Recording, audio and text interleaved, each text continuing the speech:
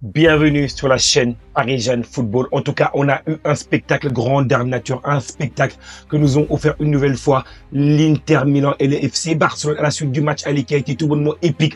Aujourd'hui, retour sur une demi-finale de Ligue des Champions qui restera sans aucun doute dans les annales du football. L'Inter Milan et le FC Barcelone nous ont offert un spectacle épique au stade Giuseppe Meazza.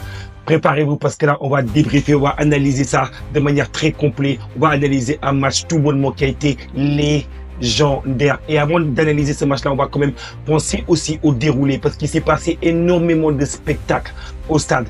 Il s'est passé énormément de rebondissements, du football en veux-tu, en voilà. Ils nous ont réconciliés, ils nous ont fait aimer le football.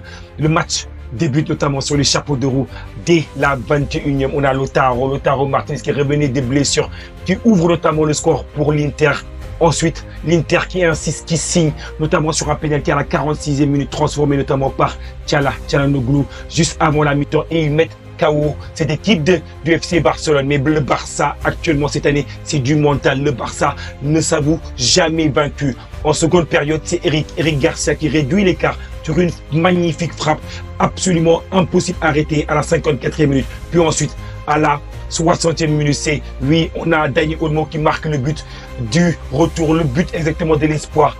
Et ensuite, on continue avec un Rafinha qui marque le troisième but à la 87e minute. On s'est dit, oui, là, le Barça a pris le dessus sur cette équipe de l'Inter Milan. Mais l'Inter Milan n'abdique jamais, malgré le mental assez solide du Barça, parce que revenir de 2-0 jusqu'à 2-2, puis ensuite mettre le troisième but, on s'est dit que là, l'Inter est KO. L'Inter n'a plus les forces afin de pouvoir redonner de la force dans ce match-là et marquer un but supplémentaire afin de revenir dans ce match-là. Et les miracles exactement se passent en Italie, notamment c'est à la 93e minute que Acerbi vient crucifier notamment la défense du FC Barcelone.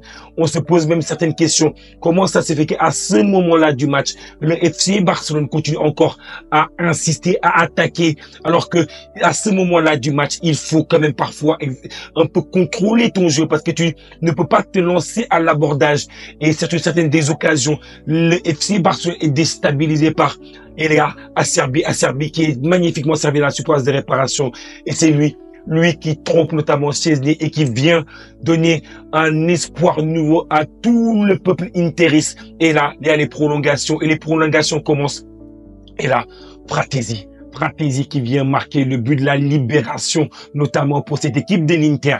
Et là, l'Inter commence à voir un peu la fin, la finale, le chemin pour aller jusqu'à Munich. Et là, l'Inter a mis KO l'équipe du FC Barcelone. D'ailleurs, on est suivi par beaucoup de Barcelonais. En tout cas, on compatit avec beaucoup l'ensemble de la population barcelonaise parce qu'on sait que c'est dur. C'est très, très dur lorsque vous avez pris un coup de massue, lorsque vous avez quasiment eu aucun espoir parce que votre équipe perd 2-0 à la mi-temps, puis ensuite votre équipe revient dans le match en trouvant les ressources psychologiques, mentales, physiques pour revenir dans le match. Et le FC Barcelone a réussi à faire ça. Et quand on regarde un peu également ce qui s'est passé durant la fin de match, pour moi, je l'ai dit avant, je pense que se lancer comme ça à l'abordage à la fin du match, je pense pas que c'était forcément la bonne stratégie.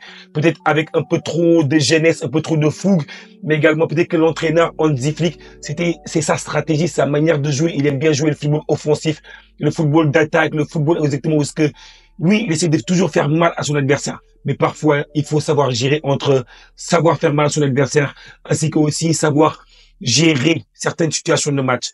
Moi, comme j'ai dit à plusieurs reprises, moi, ce qui m'inquiétait dans cette équipe du FC Barcelone, c'est la défense haute.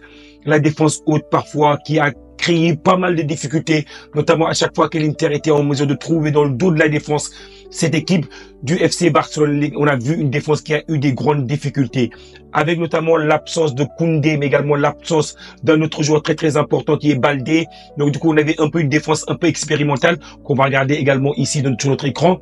Donc du coup, regardez, quand on voit un peu la défense qu'il y a eu hier, on a eu une défense, une composition d'équipe ici du FC, enfin de cette équipe de Barça qui avait essentiellement un joueur tel que je vous mets l'écran comme ça, vous pouvez le voir. Donc, du coup, il y avait Martin qui était à gauche, Eric Garcia qui était à droite. Dans l'axe, on avait Martinez, Koubarsi. Donc, du coup, Martinez, Koubarsi, c'est deux joueurs qui ont l'habitude de jouer ensemble. Mais par contre, Gérard Martin ainsi que Eric Garcia, c'est pas forcément les joueurs qui sont titulaires au poste.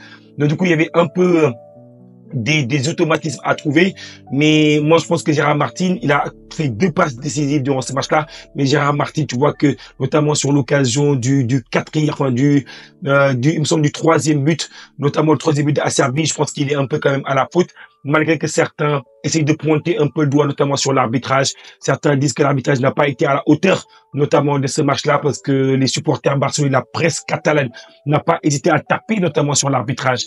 Mais pour moi, l'arbitrage, elle n'a pas été parfaite, cet arbitrage-là. Elle a eu des défauts, mais comme l'arbitrage, exactement, à chaque fois, elle a parfois exactement des défauts. Enfin, pour moi, c'est comme ça que je le vois, l'arbitrage. Il n'est pas parfait. Mais l'arbitrage, j'ai pas estimé qu'il a été mauvais. Pour moi, le penalty qu'a transformé notamment Çalhanoğlu et la faute qu'a fait notamment Koubarsi dans la surface de réparation, notamment sur Martinez, pour moi, je suis désolé, pour moi, il y a faute. Dès que je le vois, j'ai dit, pour moi, c'est une faute et moi, c'était absolument indiscutable. Après, on peut me rétorquer que oui, sur Gérard Martin, est-ce qu'il n'y a pas faute également sur Gérard Martin? Moi, celle qui est sur Gérard Martin, elle me semble légère comme, je le vois qui se jette exactement un peu dans l'action et que pour moi, il y a pas faute pour moi personnellement. Mais après, ça reste exactement mon interprétation. D'autres personnes ont également d'autres interprétations. C'est également ça, le football. Parfois, on n'a pas tous exactement la même analyse, mais ça qui fait exactement la richesse. Pour moi, quand je ai aussi les hommes du match, quand on regarde un peu qui ont été les hommes du match, franchement, Somar, pour moi, il a reçu derrière le trophée d'homme du match. Somar a fait une performance absolument stratosphérique. Il a sorti des arrêts sur les 2 confrontations. Il a sorti tellement d'arrêts. Il a sauvé l'équipe de l'Inter Milan. Mais quand parfois tu souhaites réaliser une grande compétition, il te faut un grand gardien. Et l'équipe, notamment de l'Inter Milan, a un grand gardien. Alors que de l'autre côté, Szczęsny, il est venu, il était sorti de sa retraite, il était venu donner un coup de main. Franchement, bravo à lui. Je vais pas me taper dessus parce on sait qu'il n'était pas forcément là pour être dans la durée. Mais pour moi, quand tu veux faire exactement une compétition comme celle-là, jouer avec une défense aussi risquée, faut que parfois exactement que tu aies un gardien qui te sorte des miracles. Quand on regarde aussi un peu les opportunités, vous voyez, le rouge c'est le Barça, le bleu c'est l'équipe de l'Inter Milan. Et quand vous voyez un peu les statistiques, la courbe exactement des menaces, vous voyez qu'il y a que du rouge quasiment. Même malgré, il faut savoir que l'Inter a su capitaliser sur les opportunités qu'ils ont eues. Ils ont eu 13 tirs et sur les 13 tirs, ils en ont marqué 4. Et sur les matchs allés, ils en ont eu 7 tirs, ils en ont marqué 3. C'est une équipe qui est léthargique. C'est-à-dire que dès qu'elle se projette vers l'avant, elle est clinique, elle a des opportunités, elle maximise ses opportunités. Quand on regarde aussi un peu les nombres de XG, c'est 2,28 pour cette équipe de l'Inter, 2,81 pour l'équipe du FC Barcelone. Donc du coup, après, quand on regarde également le nombre de tirs, on a 13 tirs côté Interis contre exactement 22 tirs côté Barcelone. Ils ont beaucoup tiré le Barça. Il y a eu beaucoup de manque également de réalisme, notamment de la part de Lamine Yamal, mais également il y a eu les exploits qu'on a fait exactement ce match qui a été absolument stratosphérique durant ce match-là.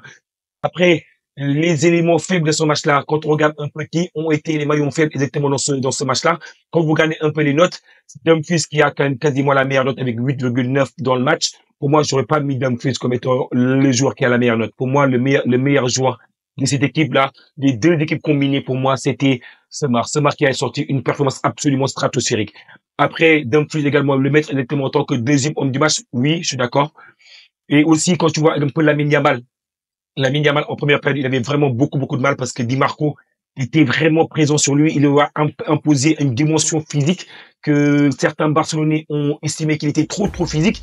Mais pour moi, je pensais également dans le débrief d'avant-match que j'ai fait sur la chaîne TikTok, lui, que Di Marco n'allait pas se laisser faire une deuxième fois, que peut-être bien qu'il va y avoir exactement un match, une victoire, un Inter qui va jouer à l'italienne. Ils vont jouer à l'italienne. En tout cas, moi, j'estime que la défense du Barça n'a pas été à la hauteur de ce match-là. Szczęsny n'a pas été à la hauteur de ce match-là. La défense de l'Inter a été limite également dans certains aspects du jeu. La défense de l'Inter, ce n'est pas exactement l'assurance tout risque, mais n'empêche qu'ils ont su marquer le but en plus. Ils ont su faire exactement la différence quand il fallait faire la différence. Marcus Thuram, grosse performance en tout cas, lui, de sa part. Donc du coup là, je suis un peu en mode de freestyle, exactement en matière de top et flop. Mais en tout cas, vous comprendrez l'idée. Je pense que grosse performance de la part des deux équipes. Bravo le Barça, bravo l'Inter. Vous nous avez fait rêver, vous nous avez donné exactement du très très beau football. Vous nous avez fait aimer le football, vous nous avez fait, oui, vous avez exactement fait retrouver les lettres de noblesse, en tout cas pour le football. Malgré exactement toutes les déclarations, tous les éléments qu'il y a eu après Flick notamment qui n'était pas content de l'arbitrage, également Gabi qui n'était pas content de l'arbitrage, malgré tout ça quand même, ils nous ont quand même offert un très très grand spectacle. Bravo exactement aux 22 hommes sur le terrain, aux coachs, également aux remplaçants qui sont rentrés dans le terrain. Bravo parce que je pense qu'on a été régalé, le football est sorti gagnant d'un match qui a été complètement stratosphérique. En tout cas, n'hésitez pas à vous abonner à la chaîne Parisien Football. Mettez le petit pouce bleu pour nous aider dans notre développement. Si vous aimez la chaîne Parisien Football, abonnez-vous, c'est gratuit. Et merci à beaucoup d'entre vous qui contribuent à aider pour qu'on puisse développer la chaîne. Merci beaucoup. Et on a hâte maintenant de savoir qui va rejoindre l'Inter pour la grande finale de la Ligue des Champions. Est-ce que ce sera le Paris Saint-Germain? Est-ce que ce sera Arsenal? En tout cas, vous, qui voyez-vous rejoindre exactement l'Inter en finale de la Ligue des Champions? À très bientôt la team. Merci beaucoup à tous. Ciao.